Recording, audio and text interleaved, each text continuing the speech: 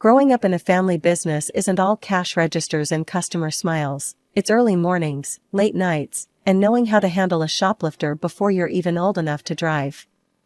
I'm Amelia, and I've been the heartbeat of my folks' tableware store since I was a kid, slinging plates and cutlery instead of hanging out at malls. The day Mrs. Baker waltzed into our shop changed everything. She owned the bakery next door, and everyone knew her for her sharp tongue and even sharper business sense. I was arranging some fine china, the kind that's too fancy for everyday use, when I heard her heavy steps approaching. "Charlie," she boomed, never one to waste time on pleasantries. "Got a minute?" My dad, a man who never hurried his words, wiped his hands on his apron and nodded. "Sure thing, Barbara. What's on your mind?" They stepped into his cramped office, leaving the door slightly ajar. Curiosity got the better of me, so I edged closer, pretending to fuss over an unruly stack of napkins. "I'm cutting straight to the chase, Charlie," Mrs. Baker said, her voice a mix of business and something else, something like excitement but sharper. "I want to merge our shops. Expand. Think about it, my pastries on your plates. It's a goldmine." I could almost hear the gears turning in Dad's head. He was cautious, always had been, but Barbara Baker didn't just throw ideas around. "And there's more," she continued, lowering her voice so I had to strain to catch it. "I think our kids should get hitched. It'll cement the deal. What do you say?" Hitched? To Mark Baker? The idea seemed ludicrous. He was nearly 30, and sure, not bad looking, but marriage? I barely knew the guy. Dad coughed, clearly caught off guard. "Well, that's quite a proposal, Barbara. Marriage is a big step. Come on, Charlie. It's not the dark ages. It's just good business. Think about it. I'll send Mark over later to meet Amelia properly." Before Dad could reply, Mrs. Baker was already halfway to the door. She paused, turning back with a grin. "Don't take too long. I know a good deal when I see one." As soon as she left, I barged into the office. "Dad, you're not seriously considering this, are you?" He sighed, running a hand through his thinning hair. "I know, kiddo. It sounds out there. But maybe just meet him? No harm in that, right?" I was about to argue more, but the look on Dad's face stopped me. He was worried, really worried, about the store, about us. So I nodded, feeling like I was agreeing to scout enemy territory. That evening, Mark came over. He was taller than I remembered. "Hi, Amelia," he said, offering a hand like he was at a job interview. "Heard a lot about you." "Good things, I hope," I replied, shaking his hand, feeling the calluses on his fingers. "Baker's hands. Yeah, your dad's a legend around here. And Mom, well, she thinks this could be great for us. For everyone." Mark and I started dating not long after his mother pitched the idea of merging our families and businesses. It felt like I was living in a sped-up romance movie, but Mark made the whirlwind feel okay. He was the kind of guy who knew exactly how to make a girl feel special, always opening doors, bringing small gifts, and making sure I was comfortable. Despite the bizarre circumstances that brought us together, I found myself genuinely liking him. A year flew by, and before I knew it, I was saying "I do" in a simple but beautiful ceremony. We got married, and with our vows, the two family businesses became one. The merge was seamless on paper, but in practice, it was all orchestrated by Mrs. Baker, my new mother-in-law. She was a force to be reckoned with, steering everything with a stern hand and an eye for detail. Right after the honeymoon, which was more of a working trip to food expos than a romantic getaway, she wasted no time remodeling the store. We knocked down walls and created one large space that fused the bakery with the tableware shop. The new layout included a cozy seating area where customers could sip coffee and sample pastries on the fine china we sold. "I want people to see how the dishes can come alive when they're used," Mrs. Baker explained one morning as we surveyed the construction. "Amelia, I expect you to not just sell these pieces, but to show them off. Serve the customers, make the desserts appealing, talk up the plates. They're selling a lifestyle, not just pottery. Yes, Mrs. Baker, I responded, tucking my hair behind my ear as I took notes. She had a way of laying out her vision that left little room for input, but it was hard to argue when sales began to double. Living with Mark's parents was another part of the merger I hadn't been too keen on. Mrs. Baker insisted it made financial sense for us to stay with them. Why waste money on rent when you need to be on hand to help out? The store's just down the street, she'd argued. It was practical, yes, but living and working together with no break was suffocating. One evening, as I was wiping down tables after a long day, Mrs. Baker walked over with a stack of dish towels for me to fold. "Amelia, dear, you're doing a fine job here, but remember, this is your life now. No need for that college degree. This," she gestured around the bustling store, "is better than any classroom." I bit back my frustration, the words tasting bitter. "I know, Mrs. Baker. Amelia," she cut in sharply, "focus on what's in front of you. This business will be yours one day. You and Mark, running it together. Isn't that enough?" I nodded, forcing a smile. The truth was, it wasn't enough. I missed my studies, the sense of working towards something that was just mine. But my new role left little room for anything else. Life in the store became a routine, a rhythm dictated by Mrs. Baker's unwavering command. Days blurred, but one thing became increasingly clear: my dad was around less and less. At first, I thought he was just taking some well-deserved time off, but then days turned into weeks without a single sighting of him behind the counter or in the office where he used to manage the books. One Sunday, I decided to visit my parents at home. The atmosphere was different, quieter. Mom was in the garden, and Dad was sitting on the porch, looking out with a kind of faraway sadness. "Hey, Dad," I said as I approached, trying to keep my voice light. "Haven't seen you at the store much. Everything okay?" He sighed deeply, the weight of his words ready to fall. "It's the merger agreement, Amelia.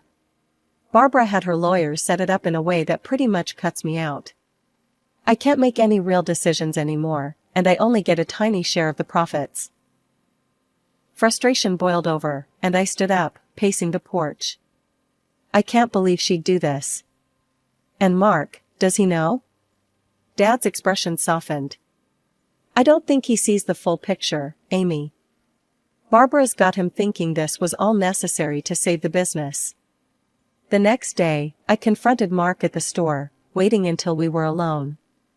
"Mark, we need to talk about the merger. Your mom's cut my dad out completely. Did you know?" Mark was rearranging some pastries, but he stopped and straightened up, his face setting into defensive lines. "Mom did what she had to do. My mom saved our businesses, Amelia, turned it into something profitable. We're doing better than ever, aren't we?" "Profitable? At what cost, Mark? My dad's been pushed out of his own life's work." He didn't have an answer, just turned back to his work, effectively ending the conversation.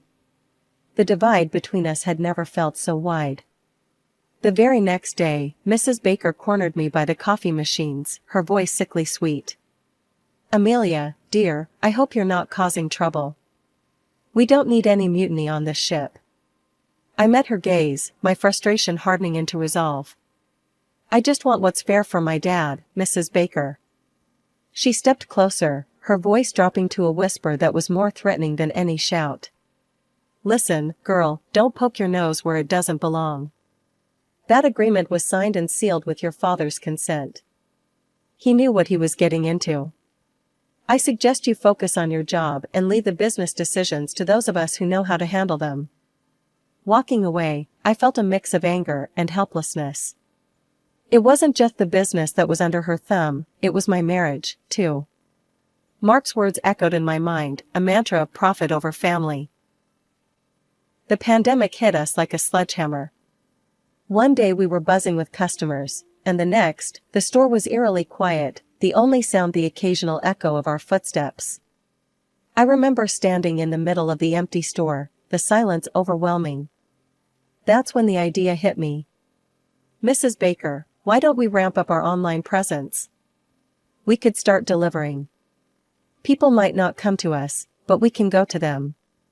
Mrs. Baker was rearranging a display that no one would see, lost in her thoughts. She paused, her brow furrowing. Online? Amelia, that's not how we've ever done things. But it's how things are now, I pressed, feeling the urgency. We need to adapt, or we'll sink. We launched our online ordering system, and I took charge of setting up the delivery logistics. It was chaos at first, missed orders, delayed deliveries, but slowly, it found its rhythm. Before long, our sales began creeping back up, nearing pre-pandemic levels. Seeing the success, I was filled with a new kind of energy. Mrs. Baker, we should keep pushing this. Even when things go back to normal, this could be a new revenue stream for us. Maybe even specialize in custom confectionery orders online. Mrs. Baker was slicing bread, her knife hitting the cutting board with finality after each slice. Amelia, let's not get ahead of ourselves. We'll go back to normal soon, and this online fuss will be unnecessary. But Mark cut in, siding with his mother as usual. Amelia, we're just riding out the storm. Mom's right. People will want to come back in, sit down, enjoy the experience. This online thing is just temporary. The pandemic eventually receded, and true to Mrs. Baker's word, we returned to normal operations. The online delivery service was shut down, much to my dismay. I watched as our new online customers drifted away, their messages of thanks and requests for more deliveries going unanswered. I couldn't hide my disappointment. One evening, as we were closing up, I confronted Mark again. We're making a mistake, shutting down the online service. It was working. It was really working. Mark was counting the day's cash, not looking up. Amelia, the crisis is over, and we're going back to what we know best. This is my mother's business. She's built it from the ground up. We're not going to gamble with its future on a whim. Walking home that night, the streets quiet and the shop windows dark, I felt a deep sense of isolation. The rift between Mark and me grew wider with each step I took. It was one of those heavy, relentless rainy days that turned the world outside the store windows into a blur. I was tidying up the store hall, rearranging the chairs and wiping down wet tables when the door creaked open. A small figure stumbled in, her clothes soaked, her face streaked with tears. Hey, it's okay. You're safe here, I said, kneeling down to her level. Can you tell me what happened? Just then, Mrs. Baker came out from the back, her eyes narrowing as she took in the sight. Amelia, what is this? Who is this child? We can't have beggars in the store. It's bad for business. Get her out. I was shocked, my stomach turning at her coldness. She's just a child, Mrs. Baker. She's scared and alone. Mark, who had been in the office, came to see what the commotion was about. His face mirrored his mother's disapproval. Mom's right, Amelia. We can't start letting street kids hang around. It sets a bad precedent. I called the police. Refusing to let the little girl shiver in the cold, I wrapped a nearby clean blanket around her shoulders and poured her a cup of hot chocolate, which she clutched gratefully, her small hands trembling. It wasn't long before the police arrived. After a brief conversation, they confirmed that the girl had indeed wandered away from her parents, who were frantically searching for her. They thanked me for keeping her safe and left to reunite her with her family. Once the police had left, Mrs. Baker turned on me, her face a mask of fury. Amelia, I'm docking your wages for today's disruption. And for the next 2 days, you're washing dishes to make up for the trouble you've caused. Mrs. Baker, that's not fair. I was just trying to help. Enough, she snapped. You want to run a charity, do it on your own time. This is a business, not a homeless shelter. That night, as I scrubbed pot after pot, my hands raw and my heart heavy, I couldn't help but think about how far Mark and I had drifted from the people we used to be. Every scrub of the scouring pad was a reminder of the love that had curdled into something unrecognizable under his mother's influence.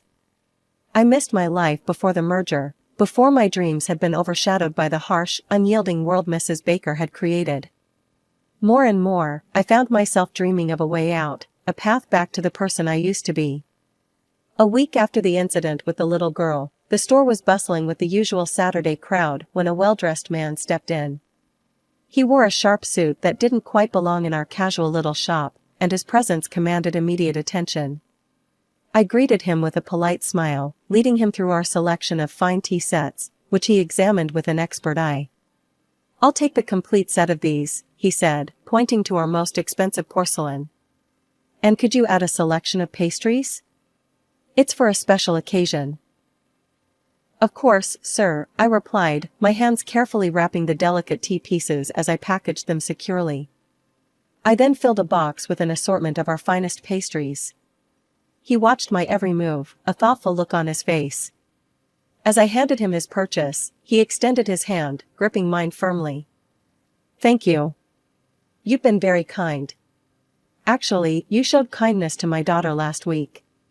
She told me how you helped her." I paused, surprised. "She's your daughter?" "I'm just relieved she's safe." The man smiled warmly, reaching into his jacket pocket and handing me a business card. "My name's Thomas Avery, and I'm a lawyer. If you ever need anything, feel free to call me." I glanced at the card, noting the law firm's name etched in bold. "Thank you, Mr. Avery. Actually, there might be something." "Oh?" His eyebrows lifted in interest. "It's a long story, but it involves a business deal made by my father that I think wasn't entirely fair," I said hesitantly. "Why don't you come by my office next week? We can look over the documents together," he offered, his tone sincere. I agreed, grateful for the opportunity. At home that evening, I was quiet during dinner, my thoughts swirling. Mark sensed my distraction. "What's on your mind, Amy? You've been off lately," he asked, his gaze sharp. I stirred my food around my plate, considering what to say. "Just tired, I guess." As I lay in bed later, the weight of my secret pressing down on me, I realized that telling Mark was not an option. He had chosen his side, and I had to choose mine. Mr. Avery was my chance to make things right, not just for my dad, but for myself. The following week, I met Mr. Avery at his office, a sleek, imposing building that made me feel out of place with its polished floors and stark modern art. Sitting across from him in the high-backed leather chair, I handed over the merger documents between my father and Mrs. Baker. Mr. Avery's eyes narrowed as he flipped through the pages. "There are several issues here," he said after a long pause. "The terms are unusually favorable towards one party. It's exploitative, and possibly even illegal, depending on the circumstances of the agreement signing." My heart pounded with a mix of fear and hope.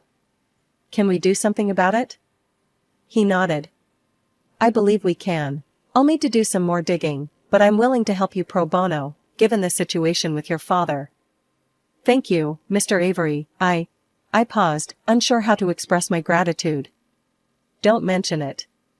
Let's try to set this right." Leaving his office, I felt a mix of exhilaration and dread. The thought of going against my husband and his mother was daunting, but the possibility of reclaiming my father's rights was too compelling to ignore. As I approached our house, the sound of laughter and clinking glasses filtered out to the driveway. I paused, the realization hitting me like a cold wave. Today was our anniversary. How could I have forgotten? I opened the door to a scene of festivity, our living room transformed into a miniature banquet hall, filled with friends and family, all seemingly in high spirits.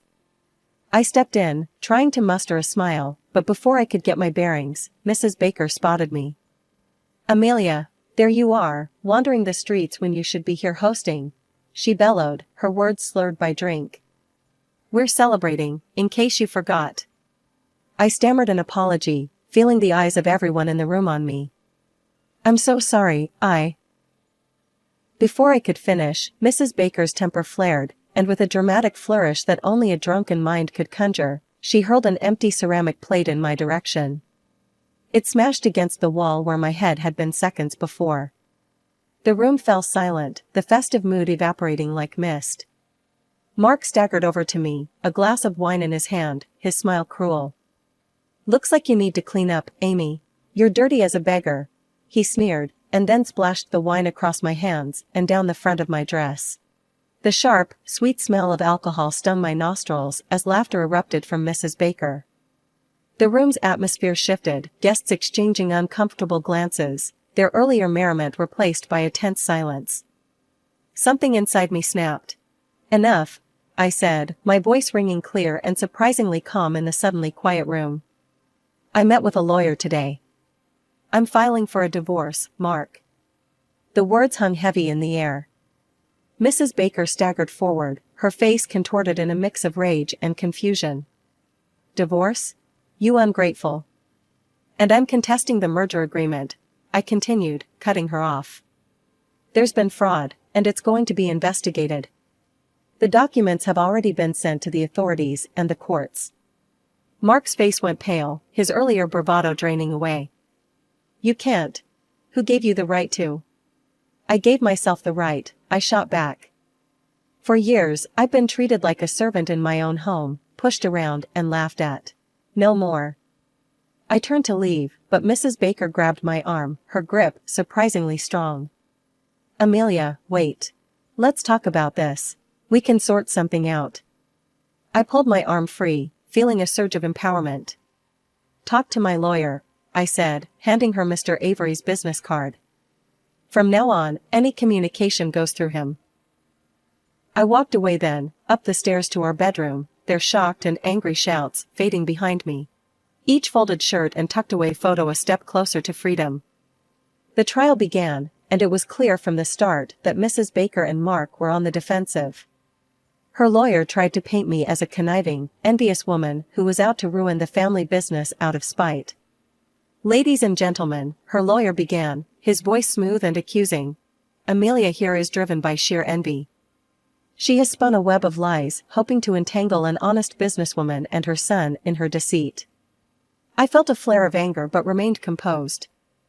Mr. Avery, my lawyer, was next to speak, and his calm demeanor reassured me. "Your Honor, the evidence will show that my client has acted not out of envy, but out of a need to correct a grave injustice. The merger agreement, which we will present, clearly shows manipulations and unfair terms that were hidden from Amelia and her father." As documents were presented and witnesses called, the atmosphere in the courtroom grew tense. Mrs. Baker and Mark tried to defend their actions, but their arguments fell flat against the solid evidence we had gathered. When it was my turn to testify, I stood, feeling every eye in the room on me. I respected Mrs. Baker and never would have imagined that family could treat each other this way. This isn't about jealousy. It's about justice for my father and for me, about reclaiming what was dishonestly taken from us. The trial lasted for days, but finally, the jury returned with their verdict. Guilty of fraud, those words echoed in the courtroom, a sweet sound amidst the chaos of the past months. The judge then proceeded to annul the fraudulent merger agreement and imposed a significant fine on Mrs. Baker, along with an order for financial compensation. However, Mrs. Baker's finances were a mess, it turned out. She couldn't afford the monetary compensation. Instead, she was forced to cede her rights to the bakery to me as a form of payment. My father and I became the sole owners of not just the tableware store, but also the bakery that had been the source of so much strife. Back at the store, which now felt truly ours, my father hugged me, his eyes wet with tears of relief. "Amelia, you've done more than just win back our store. You've restored our family's honor." Mrs. Baker and Mark were now in a dire situation. With no bakery and no savings, they were forced to find other jobs. The community's support had shifted, seeing them for who they truly were, and they struggled to regain any standing. As for me, I felt a freedom I hadn't known in years. I resumed my college studies, each class a step toward rebuilding the life I had put on hold. Life at the store was bustling, better than it ever was. With the bakery's integration, we introduced breakfast combos, pastries with artisanal coffee served on our finest china. It was a hit. Dad ran the floor, his joy in customer interaction evident, while I managed behind the scenes, planning expansions and new product lines. "This feels right, doesn't it?" Dad asked one day, as we watched a family enjoy their breakfast at one of our new tables. "It does, Dad. It feels like us," I replied, my heart light, my gaze steady on the bright future we were building. Not just rebuilding what we had lost, but creating something new, something better, fortified by the lessons of the past and hopeful for the future.